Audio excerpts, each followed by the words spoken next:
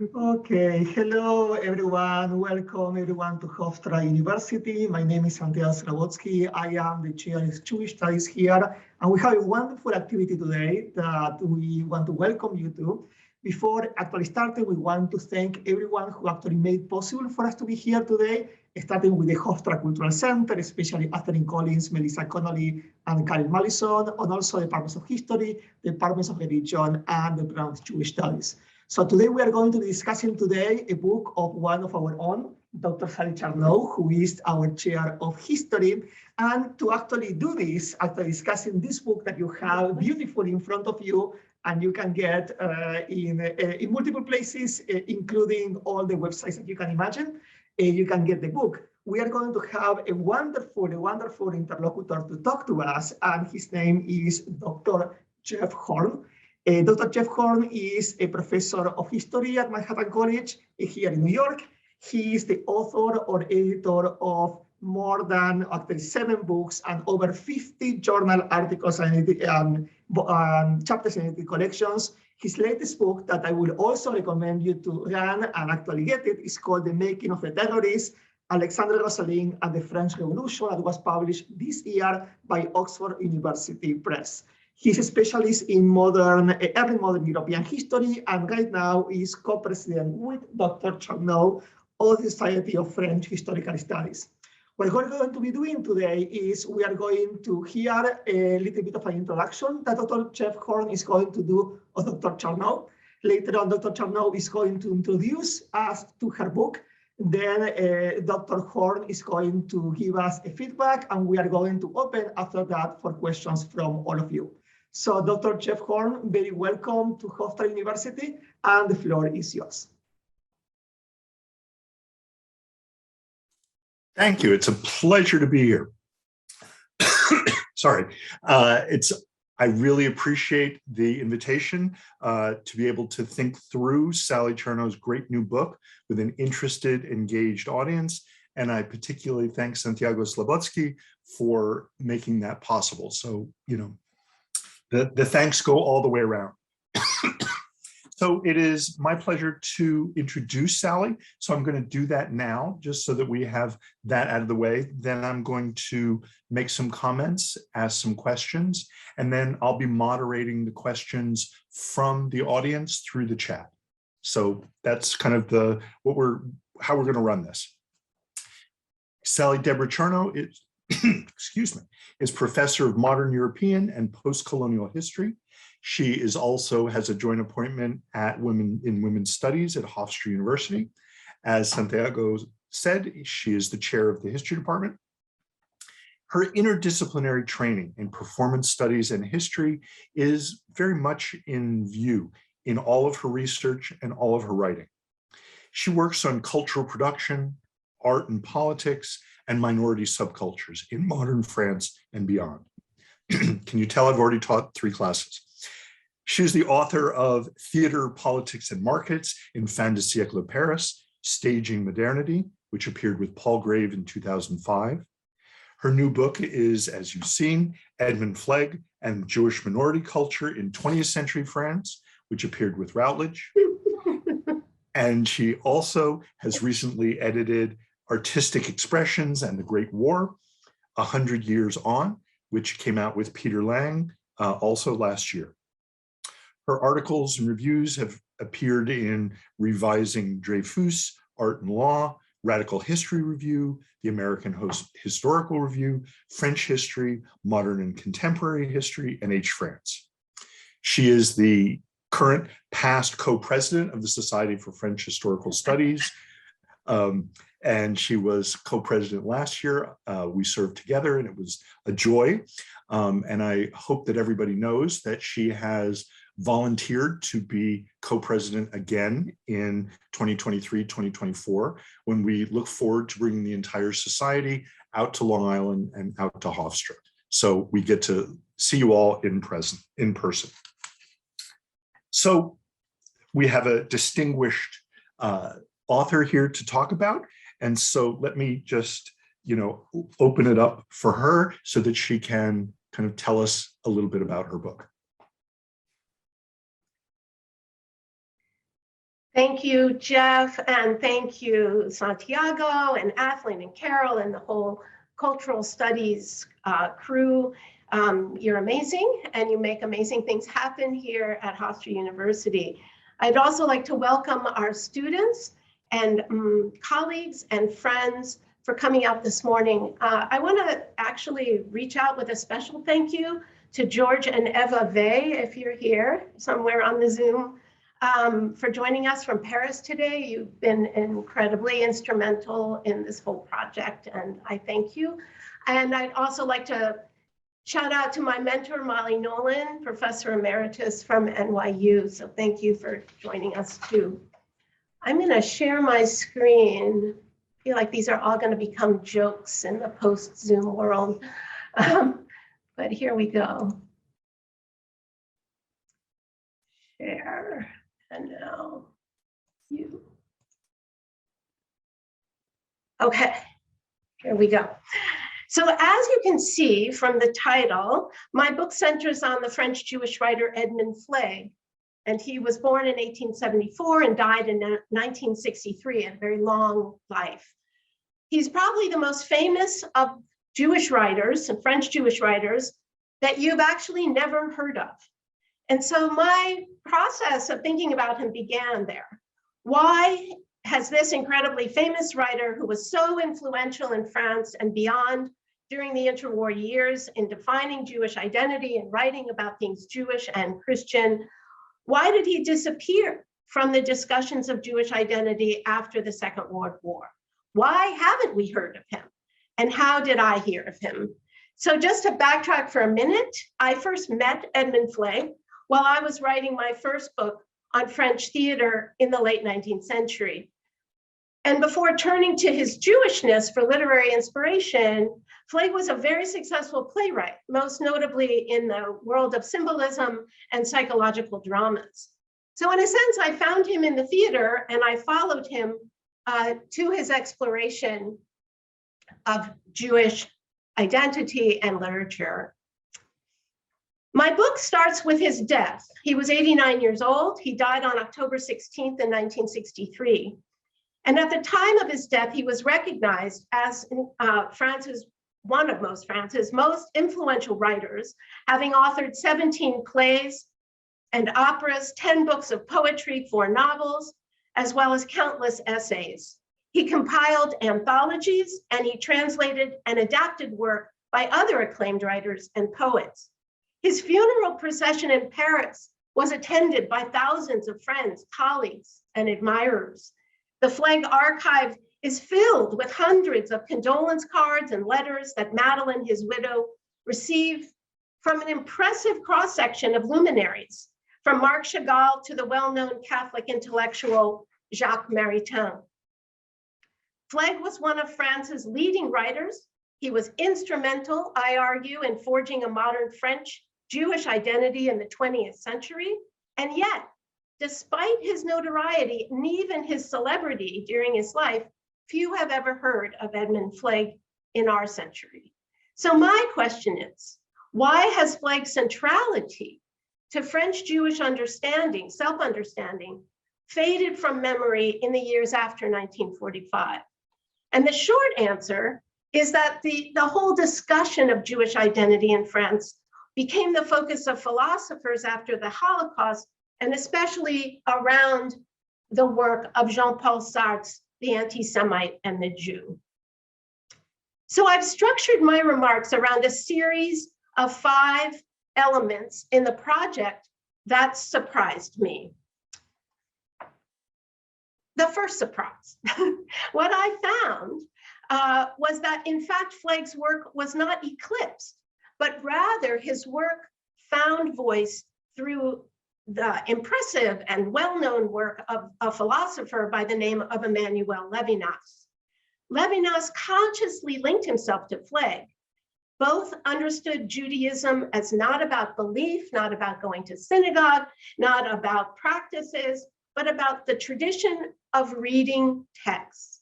They both called for an exploration of the living texts of traditional Judaism as a basis for authentic Jewishness.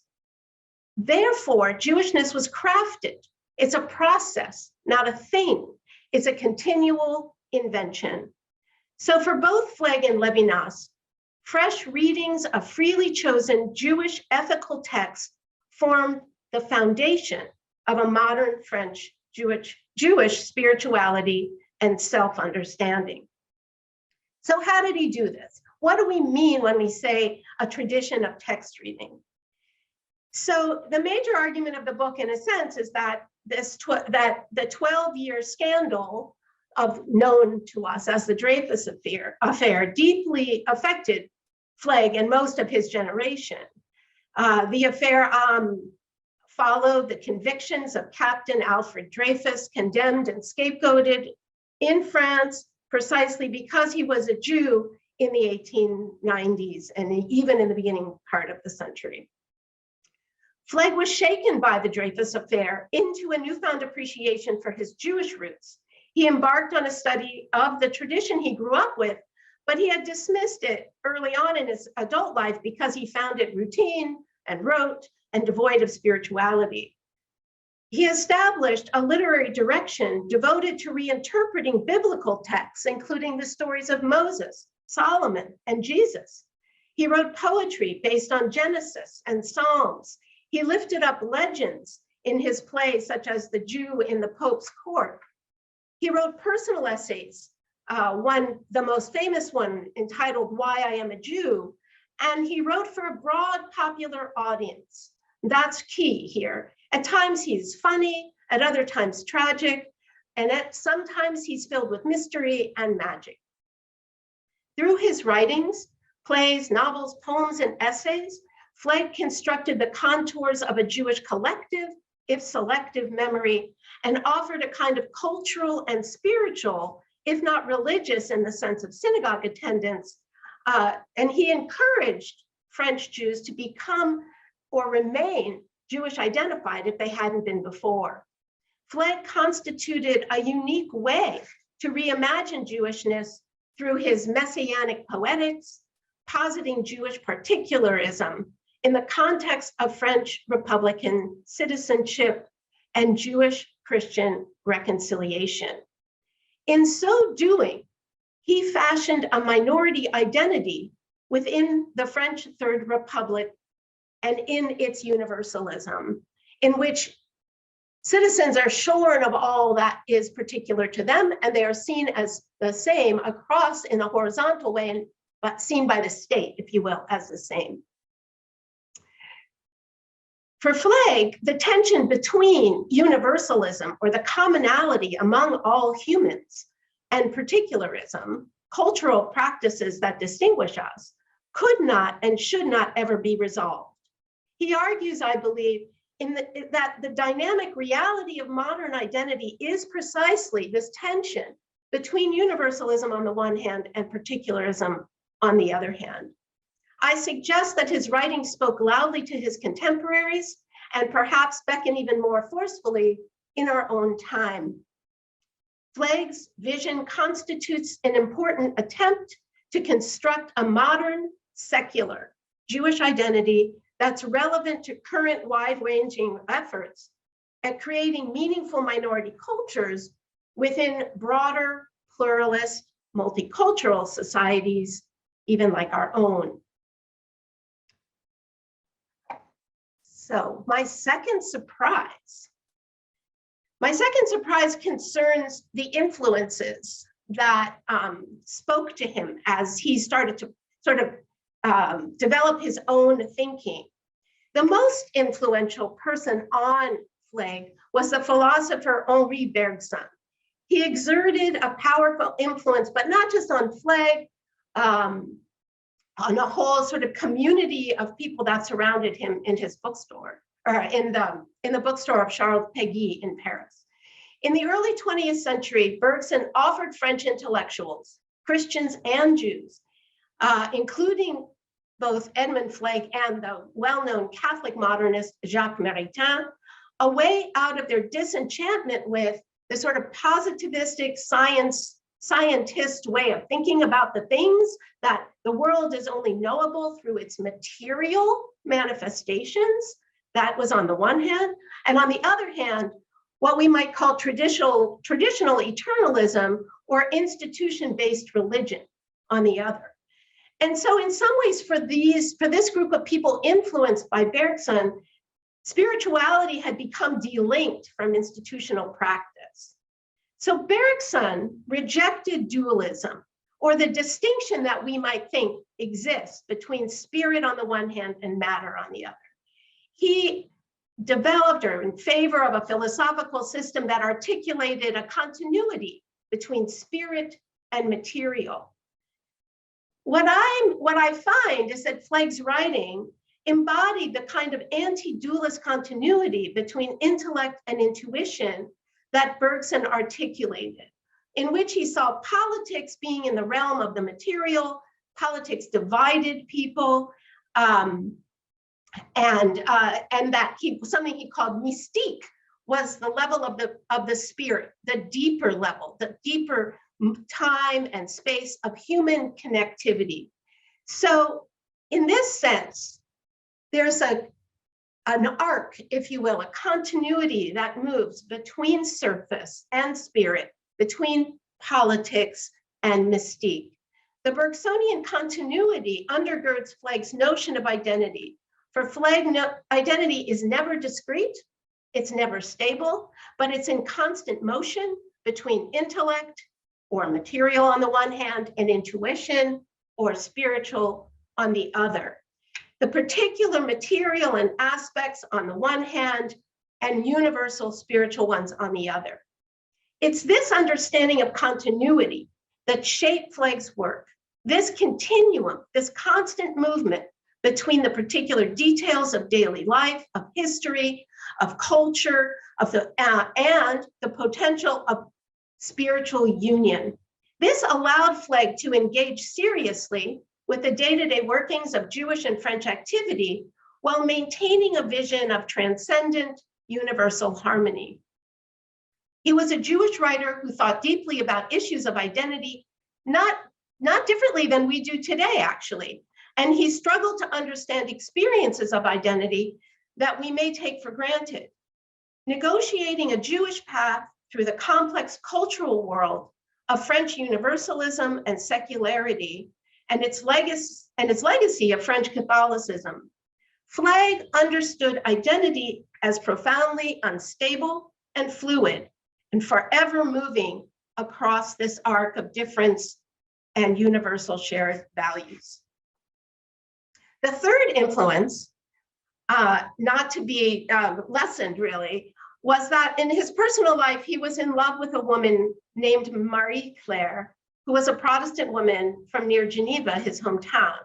Fleg chose at the moment of reckoning his family and career over his relationship with her and decided against marrying her. This painful decision, I believe, marked him for the rest of his life, and yet found partial resolve in his writing. Jewish-Christian unity that he expresses in his writing seemed to offer him an avenue through which to reconcile, at least on paper, the emotional trauma of his youth. He could do on paper, in a sense, what he couldn't in the late 19th century do in real life. My third surprise is this notion of ecumenism, which is often associated with a sort of reconciliation of Christian churches. But at the heart of Fleg's work, we find a radical ecumenism, not limited to that of Christian churches. And I'm using the word ecumenism here to describe Fleg's expansive vision of unity across diverse communities, religious and otherwise, in France and Europe and beyond. A rejection of exclusive, homogeneous nationalism and a deep understanding of the necessity of supporting minority subcultures. So I put up some images here of the First World War and the Great War, where Fleg served as a mail carrier. You can see his bicycle in one of the images. And it was really in the war that he sort of forged this ecumenical spirit. In 1914, when war was proclaimed, Fleg, along with tens of thousands of Jews, heeded the call to fight as a way to prove their allegiance to France. And in the aftermath, he published an epic poem entitled The Wall of Weeping, and then he produced a play entitled La Maison de Bon Dieu. It's very hard to translate, but it's really this welcoming house, sort of divine welcoming house. It really relates to this notion of a house that's really warm and yummy and welcoming. The play featured the comradeship between three chaplains, a rabbi, a priest, and a minister. We can tell the jokes later, but both works testify to the war's devastation and aim to offer a new ecumenical vision to post-war France. And it was a kind of warning against returning to pre-war hatreds. One reviewer summed up the play, which by the way had 100 performances, which is quite a run even today. The characters are normal, the reviewer wrote. They're human, not pathological. They are clear thinking and heartfelt. We will think that if an author brings three chaplains together, it's to show which one will convince the others that their doctrine can explain the silence of God when faced with the monstrous crimes of man called war. But that is not the case. We stay on the ground. It wasn't all good reviews though. So I want to share another review with you. One critic wrote, La Maison de Bon Dieu is a house full of graces, but we live in apartments of 6 floors, and we are too closely packed one against the other for the nastiness and prejudice of hate not to live among us. But that was the minority opinion of the sort of reception of the play. For Fleg, the war forged deep human bonds, friendship that transcended differences of belief, accent, origin, and practice. The message of the play is that doctrine is narrow and confining, and human connection, whether it's the love between a couple in the play or friendship among the chaplains, is flexible and expansive. Fleg was unflinching in promoting this ecumenical beliefs during the 1920s after the war, and even in the 30s as Europe was arming itself for another war. Jewish participation in the First World War buoyed a Jewish cultural flowering or an awakening or a renaissance in France. In the decade following, Jewish artists, writers, and scholars, many of whom had not thought much about their Jewish identity before the war, articulated their Jewishness in many ways. Fleg was central to this renaissance, and we see in this period he writes his most influential work, Why I Am a Jew, his semi-autographical novel, The Boy Prophet, his play, as I mentioned earlier, The Jew in the Papal Court, and he was instrumental in shaping public discourse on Jewishness in France. I think this brings me to my fourth surprise, which is that to understand the impact of his writing, we have to see that his archive is full of letters, absolutely chock full of letters, hundreds of them. Letter writers identified personally with him. One wrote, I felt like I found my autobiography. Another, I identify with you. Like you, I'm from Geneva. I was tormented by the Dreyfus affair. We will all find in your writing what we need. Why I Am a Jew brought tears to my eyes. You make us one. Other letters focused on the way Fleg reinvigorated Judaism. One wrote, in your book, I have found Judaism with a heart, Judaism for a real life, a life loved. It's a recipe to help us establish the life of our great ones by giving us an example of a rescue for these times. Yours is a rare book that surprises. I had a revolution inside. I want to reconnect to my race. I've been searching for the living truth of my religion, but I found only a religion of routine and convention like you. Readers responded to Fleg with their own stories, and many of them attested to a transformative engagement with his writing. I found your confession moving, one wrote. It will appeal to non-Jews too. Another one penned, Why I Am a Jew will make the ink flow. Nothing you write is indifferent, but this one is less so than any other. It touches the life of the divine conscience, which develops only through the effort of man and in the condition of balance. One can't be anti-Jewish without being anti-Christian. Translations of his work broadened the readership. From Berlin, Fritz Arnstein wrote to him, certainly you know that your books have a huge impact on young German Jews. Why I Am a Jew offers a path to rediscover Judaism. There were full translations in German, English, Romanian, Norwegian, Portuguese, Italian, and Hebrew. Taken together, these letters suggest that there was an audience for non-institutional forms of religion and spirituality. Through their letters to Fleg, many readers found an opportunity to talk about their own religious or spiritual concerns, sort of like a rabbi, and probe issues of identity and faith with someone who had himself experienced such tumult. By the mid-1920s, Fleg had imagined and created a powerful Jewish identity that also found communion with other religions, especially Christianity. His work generated a dynamic spirit among readers and colleagues. And as we all know, the 30s was marked by the decline in Jewish optimism. Jews in France experienced heightened anxiety in the face of rising anti-Semitism, attributed to the steady uptick of Jewish immigration from the East, economic crises, and political instability. Fleg's engagement with real-world material, with human agency, deepened. His 1930s biographies of the iconic biblical figures, Moses, Solomon, and Jesus, all carried calls to action and intervention while lifting up positive images of Jewish patriarchs. Fleg's work depicted these figures as models of civic virtue and social justice, purveyors of ethics and law. His characters increasingly expressed caustic criticism of contemporary politics, and especially the failure of the League of Nations to legislate disarmament. In November 1939, as the possibility of another war seemed imminent, Fleg's younger son, Daniel, who struggled with a fragile constitution, committed suicide. In April 1940, their daughter-in-law gave birth to a stillborn baby, and only a few weeks later, her husband, the older son, Maurice, was killed on the Flanders front as the German panzers rolled toward Paris. In acute distress after Maurice's death and the German occupation of Paris, Edmond and Madeleine sought refuge in their country house in the south, close to Marseille. Between Marseille and Nice. Almost immediately upon arriving in the South, Fleg opened his home to the Jewish Scouts, allowing them to camp on his land, and he led daily study sessions with them, which led to a post-war publication, The New Song, or Le Chant Nouveau.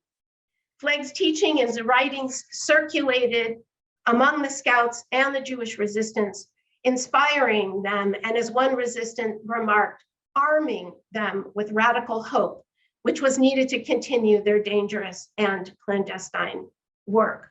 So this is a photograph of the house and the Scouts and the leaders of the Scouts in front of his house. And I don't know if you can see my pointer, but that's Fleg right there. So. And this is also, this is a photograph. This is Fleg is the third one from the left. And these are the sort of heads, spiritual heads of the resistance. This is Robert Gamson, who was the head of the Scouts, all the way on the right. So to conclude, for Fleg, Jewishness was the particular, and it resided in culture and history, in specific traditions and ancestral memory. Judaism, the religion, was universal, with a transcendent ethical system in line with Christianity and with French republicanism. Fleg embraced his Jewishness and Judaism at the same time and saw them as interdependent. In his writing, we see Fleg working out how to hold both universal moral precepts and particular codes of differentiation in his hands at the same time. He articulated a modern identity that was neither discrete nor stable, and as I mentioned earlier, to reiterate, in constant movement between particular historical aspects and universal ideals, both Jewish and French. This continuum, this movement between the messy details of everyday life and the potential for spiritual union allowed Fleg to simultaneously engage with day-to-day workings and with working for a better tomorrow. This brings me to my last surprise. And my last surprise really revolves around this problem of hope. At times, Fleg's insistence on universal harmony led him to sort of miss the facts on the ground, so to speak, or he just didn't see them. He was even criticized sharply for not taking politics seriously. As inspiration, though, Fleg's messianic vision of human capacity for ethical regeneration and union was profound. It nourished a younger generation of Jewish scouts and resistance fighters and those committed to Jewish-Christian reconciliation after the war. But his disregard of politics and his the lack of language and safeguarding rights at times even relegated his notion of human agency to the mystical realm. And it's not that he didn't recognize complex political realities and tensions. He did. Yet he looked forward continually to their potential spiritual resolution and not to immediate and pragmatic needs for compromise or negotiation. In that sense, hope is not a strategy. At other times, his radical hopefulness or prophetic imagination was deeply inspiring. And even as psychologists know and have to speak about now after our own experience of the pandemic, that hopelessness is actually a defining characteristic of clinical depression. No doubt, Edmond Fleg was an idealist of the first order and a member of an elite Parisian class of intellectual luminaries that flourished during the Third Republic. Yet his idealism was also tempered by his attention to the varieties and contradictions of experience. His universalism was discursive.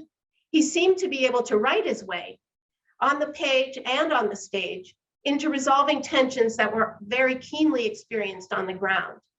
And as such, it had limitations, certainly, but it also had strengths as a cultural move, offering a discursive, emancipatory challenge that imagined a French Republican universalism that did not obliterate cultural difference, but had room for minority subcultures.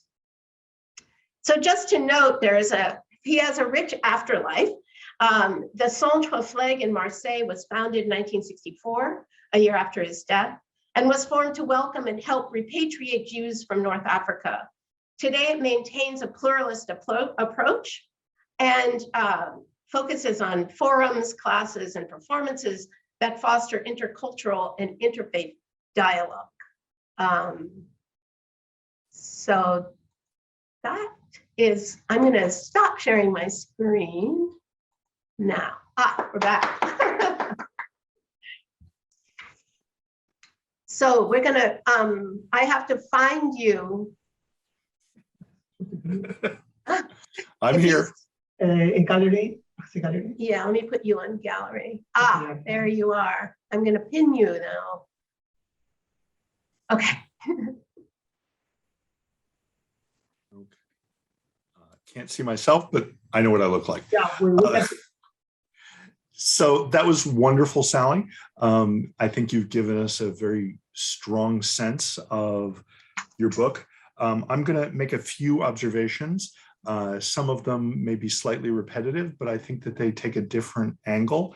And then I'll start asking some questions so we can hear more directly from you. So in the new song that was published in 1946, as you mentioned, Fleg inquired, quote, "In the ruins of this present moment, what will be the stones that will reconstruct the spirit of Israel and the world," end quote. So you have argued that this was Fleg's central message to French Jewish scouts, that while they were working to resist the Nazis and to try and save thousands of Jewish children, that they could be inspired to think spiritually, think philosophically, as well as thinking practically. As you wrote, Fleg had, quote, "the goal of helping young Jews find refuge through feeling their Jewishness from within." And I found that to be a very evocative description of the way to motivate and to lead resistance. One of the things that doesn't always come out whenever an author is talking about their work is the kind of intimacy that we find in this wonderful book. For example, Sally was talking about Marie Claire, this woman who played this important role in Fleg's life. And one of the things that she concludes is that one of the reasons he didn't marry her is because his family was going to cut him off if he did. And he wasn't willing to live without the money. And so it's these kinds of details that give us a sense not only of the author, not only of the activist, but of the man, the father, the husband, the friend. Charnow's new book is really powerful in evoking a specific time, a specific place, and in particular, a specific milieu, the intellectually oriented, very wealthy, and highly assimilated world of Jewish Paris.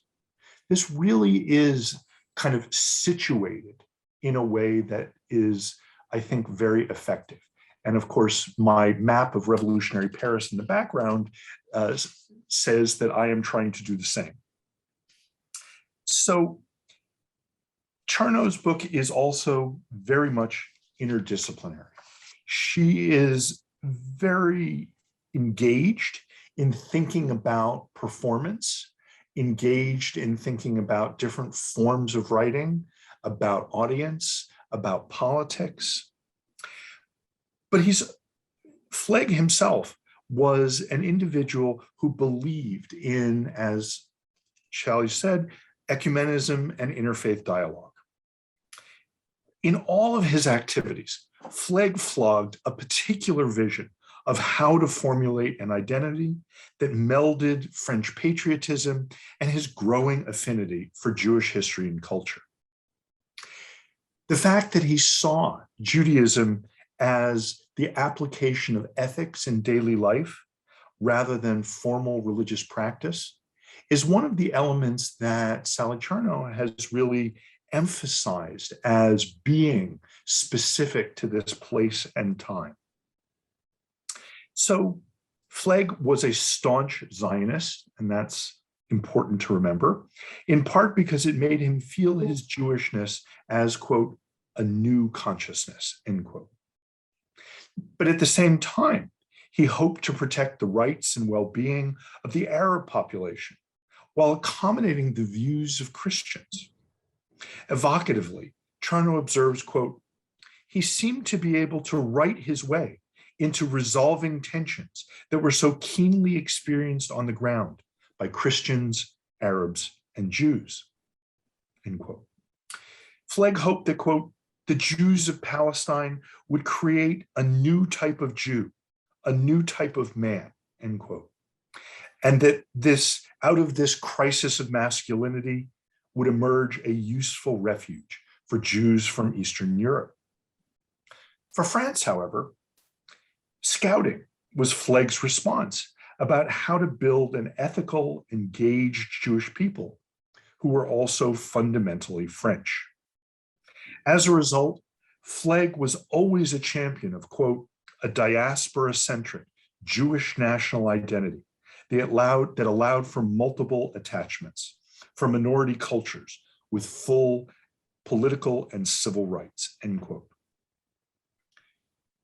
One of the things that Sally Charnow has really accomplished with this book is to evoke that milieu where ideas like these could be articulated and where they would find adherents.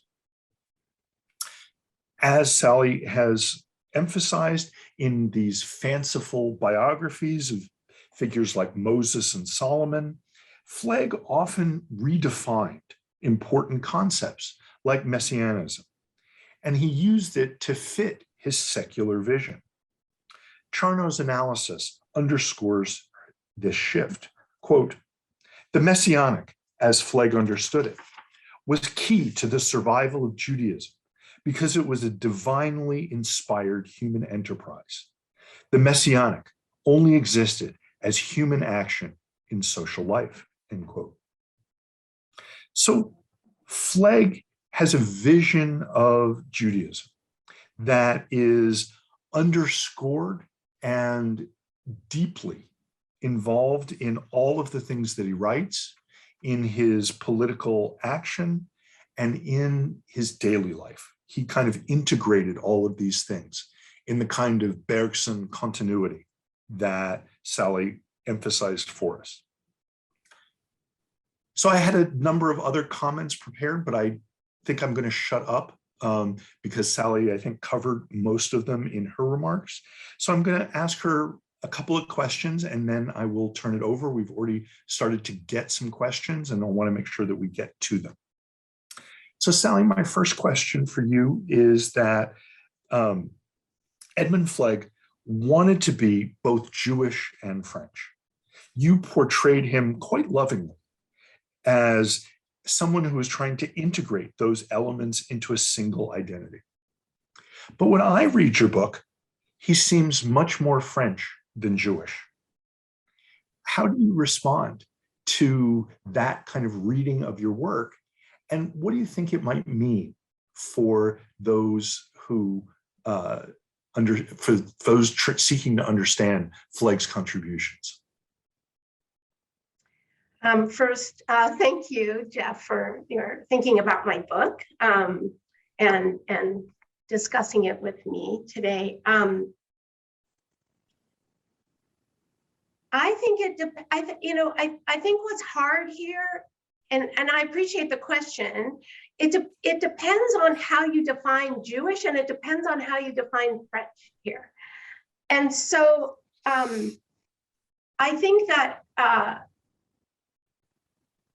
in the ways, I mean, we are so used to thinking about Jewishness, right, in a post-Holocaust world, in a Israel-dominated world, in which the questions we ask are very much about Israel, about Zionism, and about anti-Semitism. I mean, those are sort of how the sort of way we think about it, right? And that wasn't what he thought about.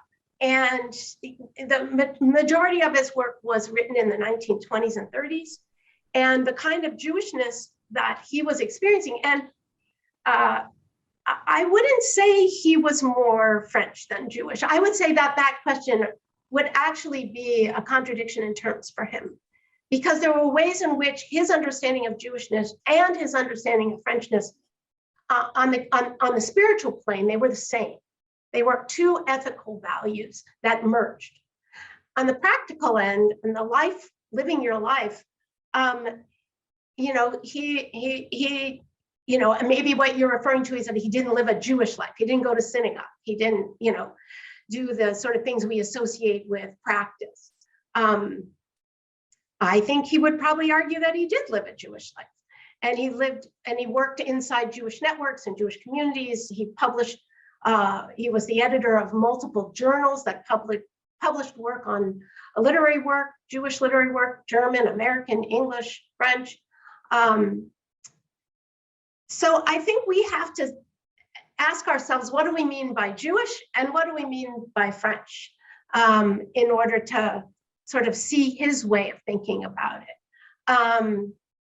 I guess I would also say, then I'm just going to interrupt for a minute, that he wasn't a staunch Zionist. And I think he was initially, before the state of Israel, a spiritual Zionist, like other, I think that the other thing that's crucial here is that before the establishment of the state, there were all kinds of Zionists, some who embraced a notion of territory, some who didn't embrace territory. His ideas were very spiritual in his idea of the sort of reconciliation of the world's people in Zion, in this spiritual space.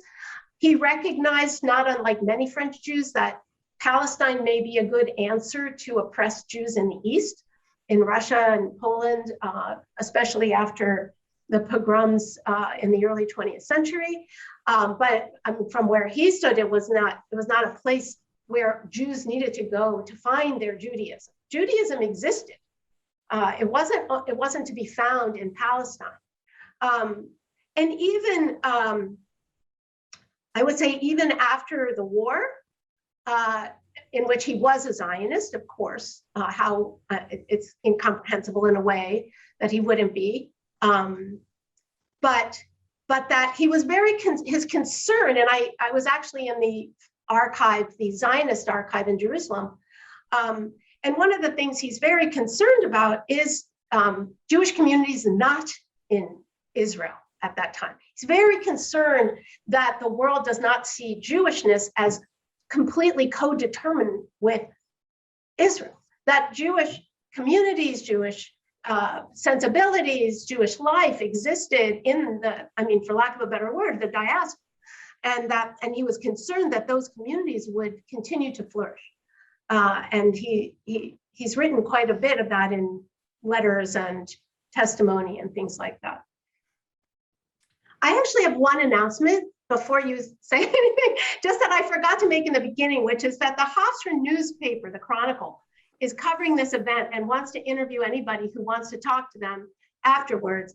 And I put the name of the person whose name is Mariah Suklal, the reporter. I put her email in the chat. I'm right now, here, I'm gonna do that. And so anybody who wants to be in touch with her, that's her email. Okay, back to. One of the reasons I asked that question was obviously to get you to articulate exactly the things that you just did. As a nice Jewish boy, I had originally prepared 4 questions, but I am only going to ask, I think, one more, and it's in some ways the elephant in the room. You describe yourself in the epilogue of your book as Edmond Fleg's spiritual granddaughter. But it seems to me that your intellectual bond is even closer than that. How much do you personally identify with Fleg's means and ends? Put another way, how much of Sally Debra Charnow's worldview and dreams for the future do we see in this wonderful new book centered on the first half of the 20th century?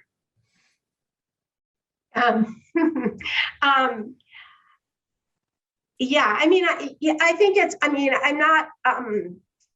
I'm not French, but I think what you are hitting on really is a kind of intellectual granddaughter, where I find his writings and thinkings about identity, especially, to be very resonant right now, and resonant with things I'm concerned about and that I'm thinking about, in a moment where I feel like there tends to be a lot of talking about identity in very essentialized ways.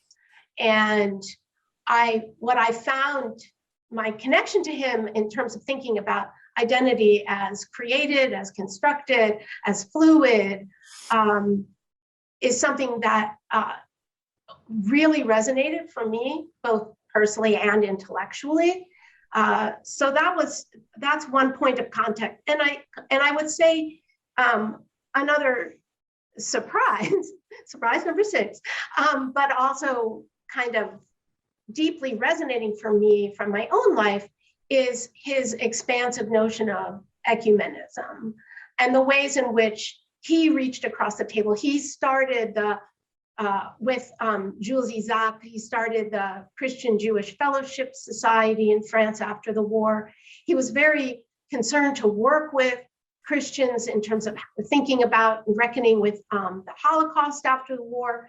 And I think his deep compassion and recognition of continuities among not just religions, but peoples, humans, was affecting, but also felt that where I was trying to live my life.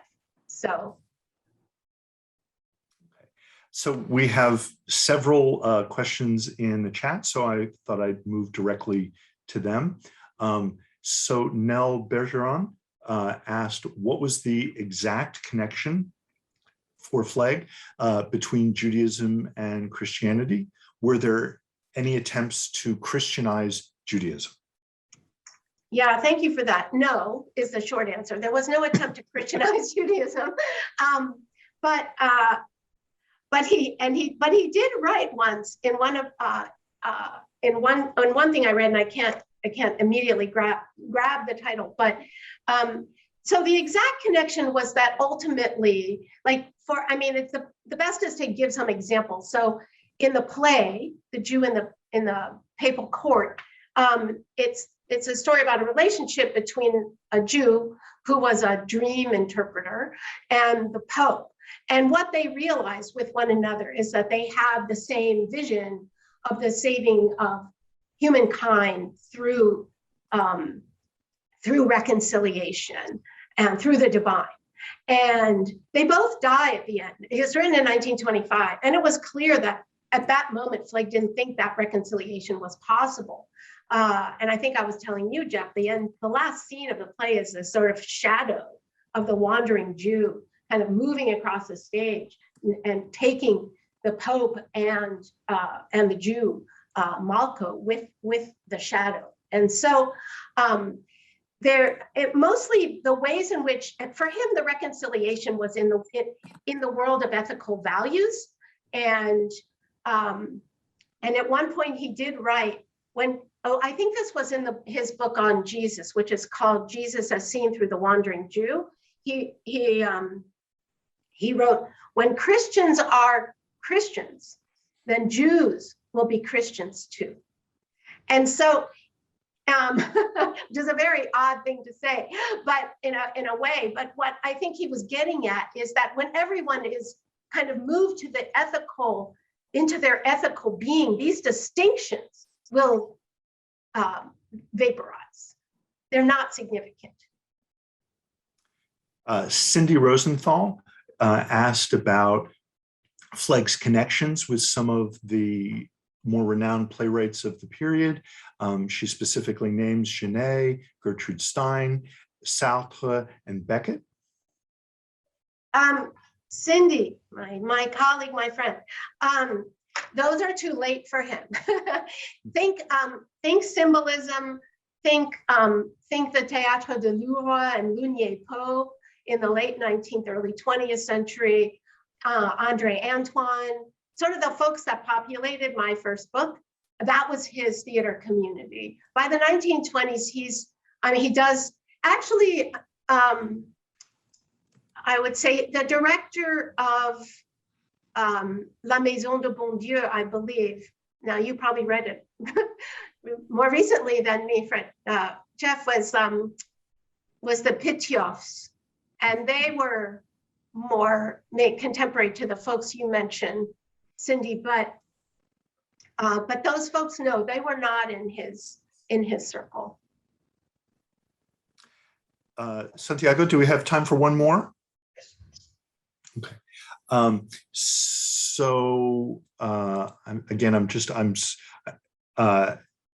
Nell Bergeron, again, I believe, but I could be misreading the chat here, responded to my statement of staunch Zionism, and I think I would push back at Sally on that, but that's a different issue. And asked, we can do that another time. We can, I agree. But her question was, does his Zionism allow for people to refer to the land as Israel? Well, whose question is that? If I'm reading it correctly, it's Nell Bergeron's. Okay. Yes, I don't think he was not, he did not hold on to some notion that Israel should not exist as a state. He was, by the end of the war, by the declaration of the state, Israel was Israel. He was a pragmatist in that sense. He was on the French desk of the World Zionist Congress until a few years before he died, actually. But interestingly, in that position, what he really argued for, he was really determined to have a number of Russian poets exonerated by the Soviet Union because they had been murdered in the Stalinist purge. And so he spent a lot of time actually trying to get them exonerated. And that the Zionist Congress was actually anxious about that because of the relationship between Israel and the Soviet Union at the time. And it wasn't until the early 70s, after Fleg died, that those poets were exonerated. But no, he would have no problem using the word Israel or thinking about Israel, the state. It was what kind of state Israel is going to be, I think, is the real question. And Mariah just wrote to me that I put the wrong email, or that I had the wrong email. So I'm just going to put it one more time. Don't know how to do this. I'm going to let Santiago do. Is there another question? Or Yeah, are we done? We have time for one question more, I think. I didn't hear what you said, Santiago. We have time for one question more. I think I have the next question and the last question.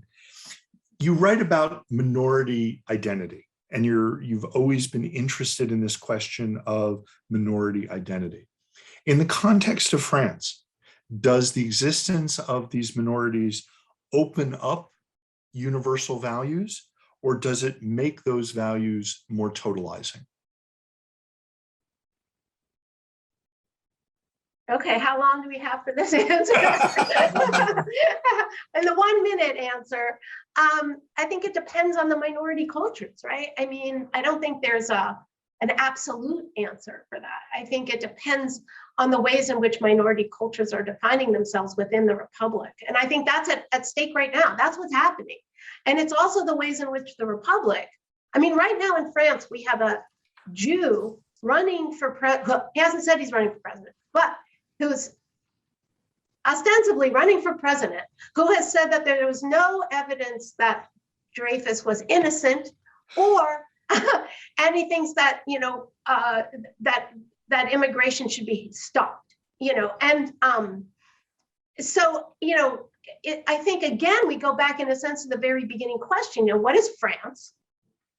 What is a minority subculture, and how do these entities, how are they in dialogue with one another right now? And that dialogue is really fraught, as we know. Is it possible for minority subcultures to, be Flegian in the sense of embracing the universal values of France in ethical and as citizens? Of course, it's possible. But it seems like, the election will tell us in a way what, where we're headed with that. So on that cheery note. So thank you very much. So thank everyone for actually coming today, especially those who made this possible, the Hofstra Cultural Center, the Department of Religion, the Department of History, and of course the Department of Jewish Studies. And I would like special thanks to Sally Charnow for having written a wonderful book. And I encourage all of you to go and see what Chef Horn has posted about a discount for the book in the Routledge website. And a particular thanks to Chef Horn for coming, joining us, for wonderful questions, and for being, I think, the first time that Jeff is with us at Hofstra, but he's going to come back very, very soon, hopefully in person. So thank you very much, everyone, and see you next time. Bye-bye.